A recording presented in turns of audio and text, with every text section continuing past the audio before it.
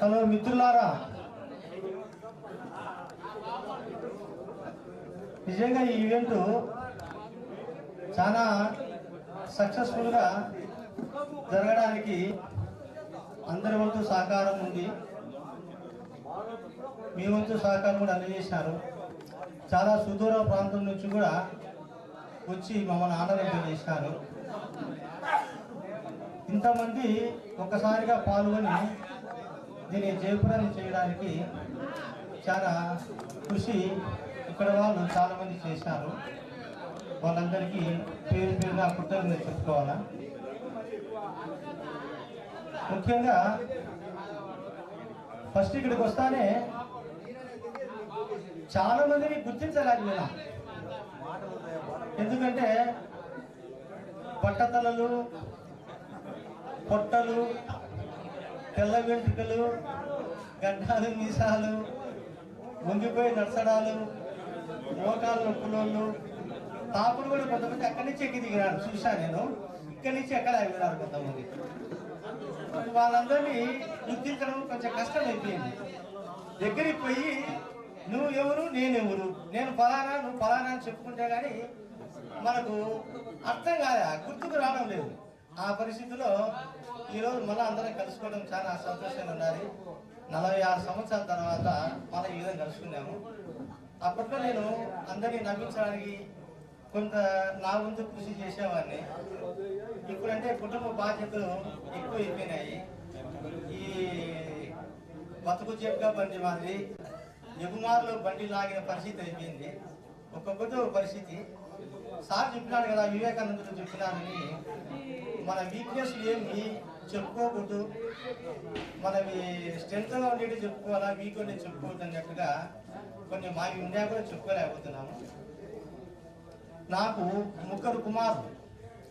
నేను కొంచెం ఆలస్యంగా మ్యారేజ్ చేసుకోవడం జరిగింది. మా ఫాదర్కు 10 మంది సంతానమే, 5 మంది ఆడపిల్లలు, 5 మంది మగపిల్లలు. మా అమ్మ మా నాన్నతో కలిపి 12 మందికి. ఏదైనా అట్టిపల్లి తీసుకపోతే ఒక్కొక్కరికి ఒకటి వచ్చేది, రెండోది వచ్చేది కాదు. అవి చేసేసి అప్పుడు పూల సంతానము, పూల కుటుంబము అని అనేవాళ్ళు, పూల తోట అని అనేవాళ్ళు. ఇప్పుడు 1-2 ముగ్గురి కంటే ఎక్కువ లేరు. అందుకని చెప్పి నేను ఇద్దరికే సాధించాలనుకునే 3 అయినారు. నాకు 3 కొడుకులు, భార్య మటుకు నాకు కూడా ఒకటే తీసిరి భార్య. కొంచెం వయసు ఎక్కువైన తర్వాత మ్యారేజ్ చేసుకున్నా కాబట్టి మా అబ్బాయిలు ఇంకా ప్రయోజకులు కాలేదు. ప్రయోజకులయ్యే అవకాశం దగ్గరికి వచ్చింది. వాళ్ళు ప్రయోజకులు అయిన తర్వాత వాళ్ళ గురించి చెప్పాలని పిల్లల ప్రయోజకత్వం గురించి చెప్పలేదు. అప్పుడు వాడే పాటలు కానీ అవి కానీ ఇవన్నీ ఇప్పటికి చాలా మటుకు మర్చిపోయినాము.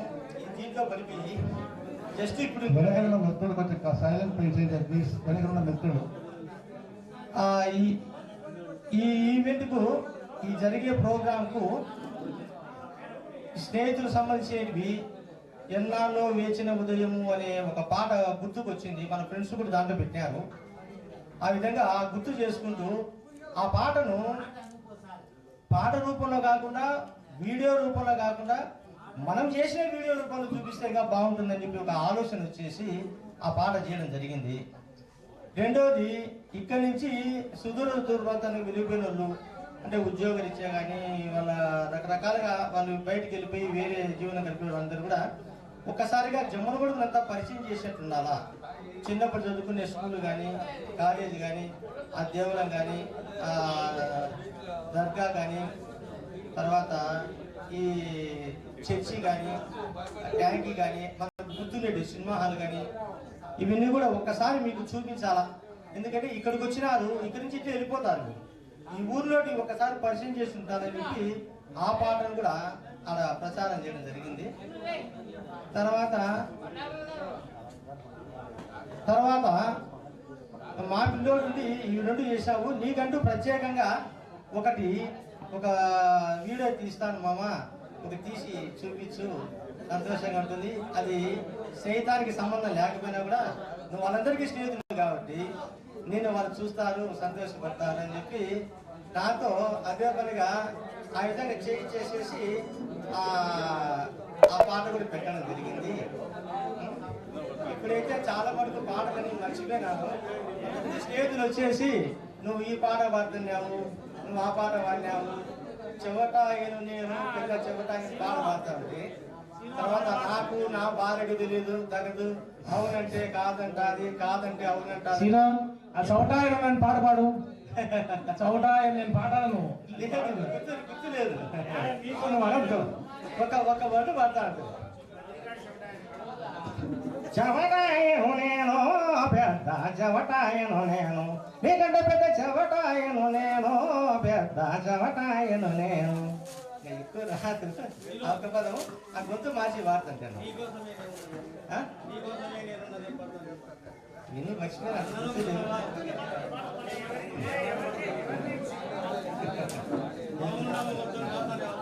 బాగా తెలియదు. ఒకరు యాక్షన్ చేయమంటే చేసి చూపిస్తాను.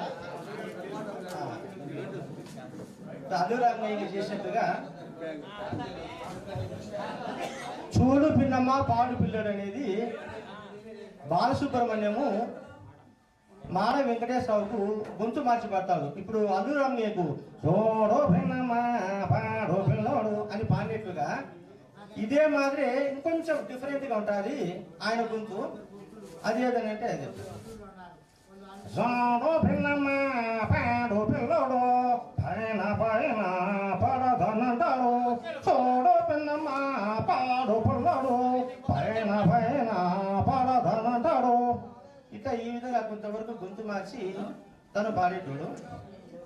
అట్లాంటి మన రామారావు, ఎన్టీ రామారావు యాక్షన్ చేస్తే ఎట్లుంటుందో మీకు చూపిస్తాను, చూడండి.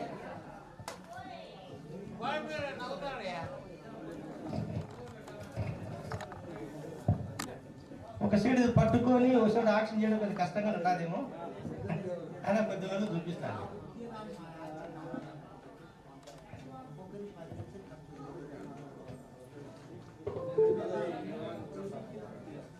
నెలవంక తొంగి చూసింది, చలిగాలి వేసింది, కనసైన చెలియ కనులందు చూసింది, నెలవంక తొంగి చూసింది. అది రామారావు స్టైలు. నాగేశ్వరరావు స్టైలు ఇప్పుడు మర్చిపోయినాను, ఆయన గుర్తు చేసుకుని చేస్తాను.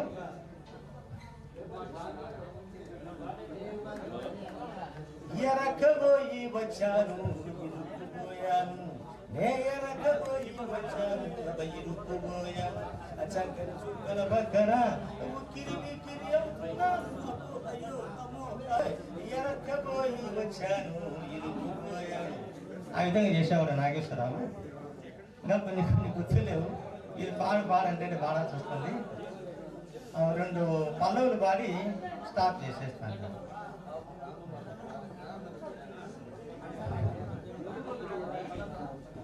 హలో,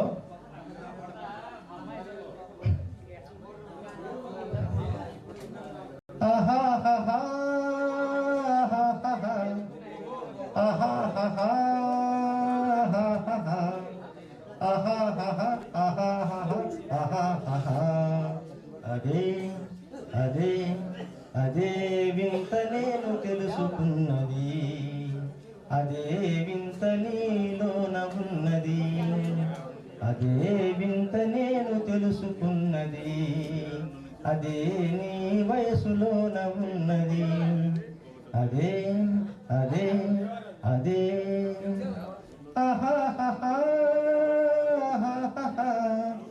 ఆహాహా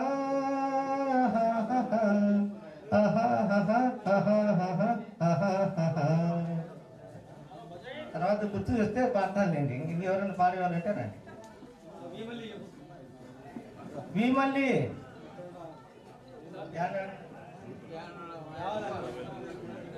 వీమల్లి ఒక పాట పాడతారప్ప.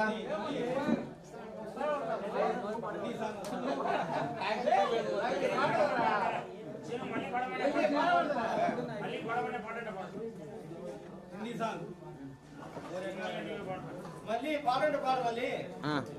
వద్దులే నువ్వు పాడు. దాంతో పాడు.